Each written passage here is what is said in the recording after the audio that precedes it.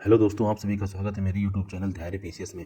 आज हम सभी लोग पॉलिटी की पहली क्लास स्टार्ट करेंगे। ठीक है, तो यह कोई रटने वाली पॉलिटी नहीं होगी, बल्कि कॉन्सेप्ट क्लियर करने वाली पॉलिटी होगी, जहां हम राज्य व्यवस्था को बिल्कुल बेसिक से लेकर के एडवांस तक के सीखेंगे। ठीक है, ये क्लास जो है PCS, RO, UP triple SC और सभी जो राज्य स्तरीय परीक्षाएं हैं उनके लिए जो लाभदायी होगी। तो दोस्तों, क्लास को ध्यान से देखिए, कॉपी कलम जो है अपना बिल्कुल तैयार रखिए। अगर वीडियो अगर उपयोगी लगे तो आप उसको जो शेयर जरूर करिएगा। तो पॉलिटी चूंकि सबसे स्कोरिंग और सबसे कन्फ्यूजिंग सब्जेक्ट है, तो इसी कन्फ्यूजन को आज हम लोग जो है जड़ से खत्म करने का प्रयास करते हैं। तो सबसे पहले काम आप लोगों का ये रहेगा कि जैसा जैसा हम लिखते जाएंगे आप लोग समझ करके वैसा वैसा अपनी कॉपी में लिखते जाएंगे। ठीक है, तो चलिए समय लगवाते हुए सबसे पहले शुरू करते हैं पॉलिटी। तो पॉलिटी जो शब्द है वो पॉली शब्द से बना हुआ है। किस शब्द से बना हुआ है? पॉली शब्द से बना हुआ है, और पॉली का मतलब होता है राज्य। ठीक है, तो पॉली से कौन कौन से शब्द बने हुए हैं ये हम देखते हैं सबसे पहले। ठीक है, पॉली से सबसे पहले तो बने हुआ है पॉलिटी। इसका मतलब क्या होता है? राज्य व्यवस्था। ठीक है, बिल्कुल ध्यान से देखिएगा, एकदम अच्छे से आपको क्लास के एंड में आपको लगेगा कि वाह क्या बात है। और पॉली से कौन सा शब्द बना है? Political science. ठीक है, इसका मतलब क्या होता है? राजनीति विज्ञान। और पॉली से कौन सा शब्द बना हुआ है? पॉलिटिक्स, मतलब कि राजनीति। ठीक है, तो पॉली से कौन कौन से शब्द बने हुए? पॉलिटी, पॉलिटी का मतलब राज्य व्यवस्था, पॉलिटिकल साइंस का मतलब राजनीति विज्ञान, और पॉलिटिक्स का मतलब राजनीति। ठीक है, अब पॉलिटी इसमें क्या होता है? पॉलिटी में क्या होता है? हम लोग राज्य व्यवस्था यानी कि राज्य की व्यवस्था का अध्ययन करते हैं। पॉलिटिकल साइंस में क्या रहता है? कि विभिन्न व्यवस्थाओं का अध्ययन करते हैं, मतलब कि विभिन्न व्यवस्थाओं का इसमें अध्ययन करेंगे हम लोग पॉलिटिकल साइंस में। और पॉलिटिक्स व्यवस्था को लागू करना, राजनीति यानी कि अगर कोई व्यवस्था है उसको लागू करना क्या कहलाएगा? पॉलिटिक्स कहलाएगा। तो राज्य व्यवस्था मतलब हम लोग क्या पढ़ेंगे? पॉलिटी यानी कि राज व्यवस्था, राज प्लस व्यवस्था। ठीक है, तो यहाँ पर जो राज का अर्थ है, राज का अर्थ है राज्य से। किससे अर्थ है? राज्य से। राज्य से मतलब स्टेट से। और यहाँ पर कोई स्टेट मतलब कि कोई यूपी बिहार या महाराष्ट्र से संबंधित नहीं है। यहाँ पे राज्य का मतलब स्टेट से, नेशन स्टेट से। किससे है? नेशन स्टेट से, मतलब राष्ट्र राज्य से इसका अर्थ है। अब ये राज्य है क्या आखिर में, और ये नेशन स्टेट है क्या? तो नेशन, अगर कोई भी देश अगर नेशन स्टेट होगा तो उसके लिए चार चीज़ें अनिवार्य हैं। नंबर एक, वहाँ पे जनसंख्या होनी चाहिए। ठीक है, नंबर एक, वहाँ पे जनसंख्या होनी चाहिए। नंबर दो, वहाँ पर भूभाग होना चाहिए, मतलब ज़मीन होनी चाहिए। ठीक है, तीन, सरकार होनी चाहिए। और चार नंबर पे संप्रभुता होनी चाहिए। ठीक है, संप्रभुता भी हम लोग बाद में सीखेंगे क्या होता है, पहले भी आप लोग इतना देख लें। ठीक है, कि जनसंख्या होनी चाहिए, भूभाग होनी चाहिए। तो ये चीज़ें तो हमको दिखती हैं, तो ये चीज़ें हमको क्या होती हैं? दिखती हैं। तो जनसंख्या और भूभाग क्या कहलाता है? राज्य का भौतिक तत्व कहलाता है। कौन सा तत्व है? भौतिक तत्व। सरकार और संप्रभुता हमको दिखेगी नहीं। ठीक है, तो ये कौन से तत्व हैं? आध्यात्मिक तत्व हैं। आध्यात्मिक, आध्यात्मिक तत्व। ठीक है, तो सरकार के कौन से तत्व होते हैं? दो तत्व हैं, एक तो भौतिक तत्व, एक तो आध्यात्मिक तत्व। भौतिक तत्व में जनसंख्या आएगा, भूभाग आएगा, और आध्यात्मिक तत्व में सरकार और संप्रभुता आएगी। ठीक है, तो नोट करके एक लाइन और आप लोग डाल लीजिए। क्या? कि मोंटे वीडियो कन्वेंशन 1933 में यह तय हुआ कि राज्य के चार तत्व होंगे। ठीक है, कि मोंटेविडियो कन्वेंशन में यह तय हुआ कि राज्य के कितने तत्व होंगे? चार तत्व होंगे। ठीक है, तो हम लोगों ने राज्य तो समझ लिया, राज्य तो समझ लिया कि राज्य क्या होता है, कि इसमें चार तत्व होते हैं। ठीक है, अब हम लोग समझते हैं कि व्यवस्था क्या चीज़ है। ठीक है, अब हम लोग समझते हैं कि व्यवस्था क्या चीज़ है। तो नियमों एवं कानूनों का संग्रह जो किसी राष्ट्र को चलाने में जरूरी होता है। ठीक है, तो नियमों एवं कानूनों का संग्रह जो किसी राष्ट्र को चलाने में जरूरी होता है, वो क्या कहलाता है? व्यवस्था कहलाता है। यानी कि नियमों एवं कानूनों का संग्रह जो किसी राष्ट्र को चलाने के लिए जरूरी होता है, उसको हम लोग क्या कहते हैं? उसी को हम लोग व्यवस्था कहते हैं, और इसी को हम लोग क्या कह सकते हैं? संविधान कह सकते हैं। क्या कह सकते हैं? संविधान। ठीक है, तो हम लोगों ने राज्य सीख लिया क्या होता है, व्यवस्था सीख ली क्या होती है कि नियमों एवं कानूनों का ऐसा संग्रह जो किसी राष्ट्र को चलाने में जरूरी होता है, वो क्या कहलाता है, संविधान, उसको हम लोग बोलते हैं। ठीक है, तो अगर सीधे सीधे अगर हमसे लोगों से अगर कोई पूछे कि संविधान क्या है, तो हम लोग क्या बता सकते हैं, संविधान क्या है, तो हम लोग बता सकते हैं यानी कि किसी राष्ट्र को संचालित करने, कमा सरकार को नियंत्रित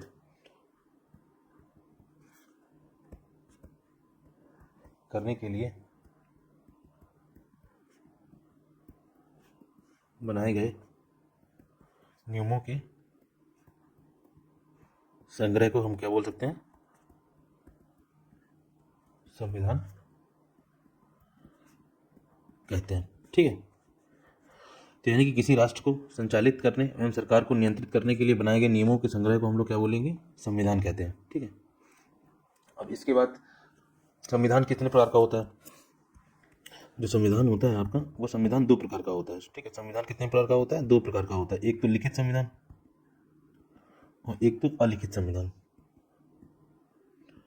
अलिखित संविधान, तो सबसे पहले हम लोग हेडिंग डालते हैं लिखित संविधान की। ठीक है, लिखित संविधान ये क्या चीज़ है। ठीक है, तो लिखित संविधान यानी कि जिस संविधान को किसी राष्ट्र की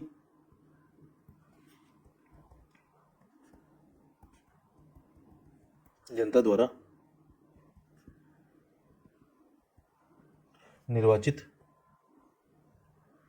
संविधान सभा द्वारा लिखा गया है, उसे हम लोग क्या बोलेंगे, उसे हम लोग लिखित संविधान बोलेंगे। ठीक है, लिखित संविधान कहते हैं। ठीक है, जैसे कि भारत हो गया, अमेरिका हो गया, जापान।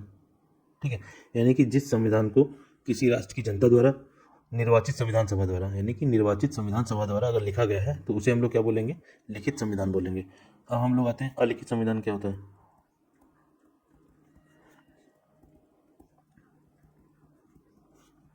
अलिखित संविधान क्या है, मतलब कि ऐसा संविधान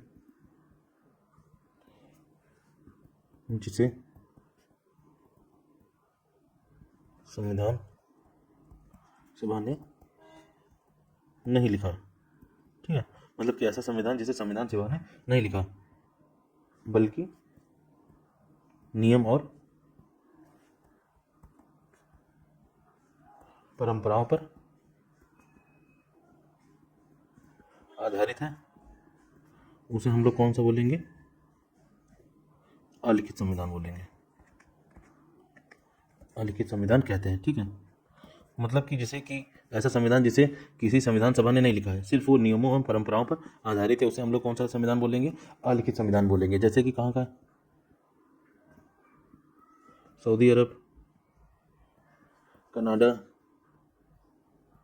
न्यूजीलैंड, इजराइल आदि आदि। ठीक है, अब हम लोग यहाँ पे देखते हैं कि संविधान के बारे में बातचीत कर रहे हैं हम लोग। अब आगे हम लोग देखेंगे कि संविधान, सबसे बड़ा संविधान कौन सा है। ठीक है, सबसे बड़ा संविधान कौन सा है, सबसे बड़ा संविधान भारत का संविधान है। कहाँ का है, भारत का संविधान सबसे बड़ा संविधान है।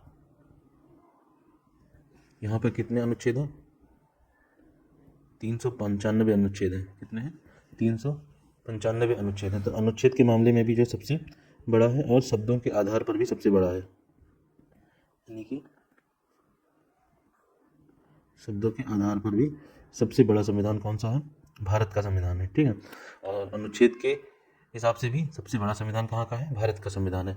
अब अगर छोटा संविधान की बात करते हैं कि सबसे छोटा संविधान कहाँ का है, तो सबसे छोटा संविधान आपका है अमेरिका का संविधान। ठीक है, अमेरिका का संविधान सबसे छोटा संविधान है। ठीक है, अनुच्छेद के हिसाब से। तो यहाँ पे अमेरिका के संविधान में कुल कितने अनुच्छेद हैं, तो 7 अनुच्छेद हैं। कितने हैं, 7 अनुच्छेद हैं, और शब्दों के अनुसार भी सबसे छोटा यही है। ठीक है, शब्दों के अनुसार पर भी सबसे छोटा यही है अमेरिका में, क्योंकि संविधान में, अमेरिका के संविधान में टोटल कितने शब्द हैं? 75,000 शब्द हैं। और जबकि भारत का जो संविधान है वो शब्दों के आधार पर सबसे बड़ा संविधान है, ठीक है। उसमें 395 अनुच्छेद है। तो खाली दो बातें याद करने वाली हैं कि सबसे विश्व का सबसे बड़ा संविधान कौन सा है? भारत का संविधान है, शब्दों के आधार पर भी और अनुच्छेद के अनुसार भी। और सबसे छोटा संविधान कौन सा है? अमेरिका का संविधान है, अनुच्छेद के अनुसार भी और शब्दों के अनुसार भी, ठीक है। अब पूछेगा कि क्वेश्चन ये भी आ सकता है कि सबसे नया संविधान कौन सा है? सबसे नया संविधान कौन सा है? तो सबसे नया संविधान कौन सा है? ये क्यूबा का संविधान है। कहाँ का है? क्यूबा का संविधान है, 2019 में जो कि बना था, ठीक है। तो क्यूबा का संविधान 2019 में सबसे नया संविधान है। अब ये भी आ सकता है कि सबसे पुराना संविधान कौन सा है? सबसे पुराना अमेरिका का है। कहाँ का है? अमेरिका का है। 1787 में ये बनना स्टार्ट हुआ और 1789 में ये बनकर के तैयार हुआ, ठीक है। बनकर तैयार हुआ, ठीक है। तो उम्मीद है कि आप लोगों को अच्छे से समझ में आ रहा होगा। अभी तक हम लोगों ने क्या क्या देखा कि पॉलिटी शब्द जो है किस शब्द से बना? तो पॉली शब्द से बना। राज्य हम लोगों ने देखा कि राज्य क्या होता है कि जहाँ जनसंख्या, भूभाग, सरकार, संप्रभुता होती है, चार चीज़ जहाँ पर होंगी वो राज्य कहलाएगा। फिर हम लोगों ने देखा व्यवस्था क्या है कि नियमों कानूनों का ऐसा संग्रह जो राष्ट्र चलाने के लिए जरूरी होता है उसे व्यवस्था बोलते हैं। उसे हम लोग संविधान भी बोल सकते हैं। संविधान दो प्रकार का होता है, लिखित और अलिखित। लिखित संविधान वो जो वहाँ पे निर्वाचित संविधान सभा द्वारा लिखा गया हो वो लिखित संविधान, जहाँ पे नियम परंपराएं चल रही हो वहाँ पे अलिखित संविधान। सबसे बड़ा संविधान कहाँ का है? भारत का संविधान है, शब्दों के आधार पर भी और अनुच्छेद के अनुसार पर। सबसे छोटा कहाँ का है? अमेरिका का है, 7 अनुच्छेद और शब्दों के आधार पर 75,000 शब्द हैं इसमें। अमेरिका में सबसे नया संविधान कहाँ का है? क्यूबा का है। सबसे पुराना कहाँ का है? अमेरिका का। 1787 में बनना स्टार्ट हुआ और 1789 में बन करके तैयार हुआ, ठीक है। अब हम लोग एक और चीज़ देखें।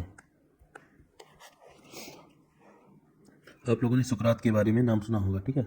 सुकरात, सुकरात के शिष्य कौन थे? सुकरात के शिष्य थे प्लेटो। कौन थे? प्लेटो। तो जो सुकरात के जो शिष्य थे उनका नाम था प्लेटो, ठीक है। तो जो सुकरात जो अपनी सारी बातें बताया करते थे अपने शिष्य प्लेटो को, तो जो सुकरात की सारी जो बातें थी, सुकरात अपनी सारी बातें जो है प्लेटो को बताया करते थे। प्लेटो ने क्या किया? सुकरात की बातों को लेकर के एक जो है पुस्तक लिखी। उसका नाम था द रिपब्लिक। द रिपब्लिक नाम से जो है एक बुक लिखी। इस बुक के अंदर क्या था? सुकरात की सभी बातें थी, ठीक है। सुकरात की सभी बातें थी, ठीक है। और प्लेटो ने ही एक जो है द एथेंस में क्या किया?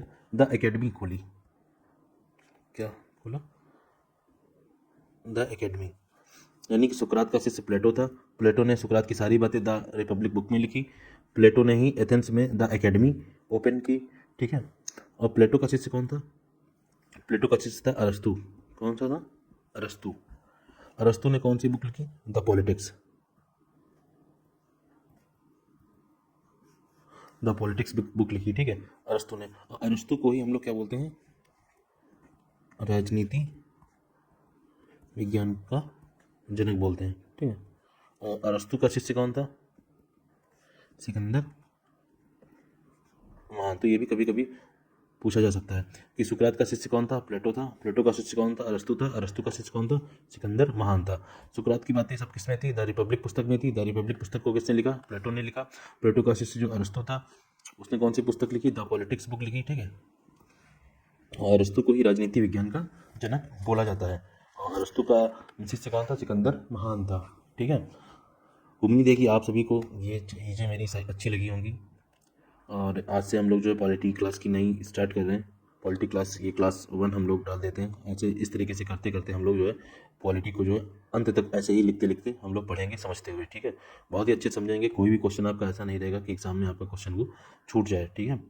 तो आज की क्लास हम लोग इतना ही पढ़ते हैं। बाकी अगली क्लास से हम लोग पढ़ेंगे कि संविधान सभा किस तरीके से बनी और संविधान का निर्माण किस तरीके से हुआ, ठीक है। Thank you very much.